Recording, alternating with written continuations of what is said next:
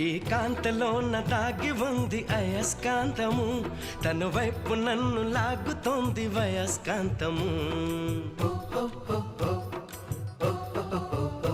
నీ చేతిలోన దాగి ఉంది మంత్రదండము, నువ్వు తాకగానే చెంగుమంది మగువ దేహము.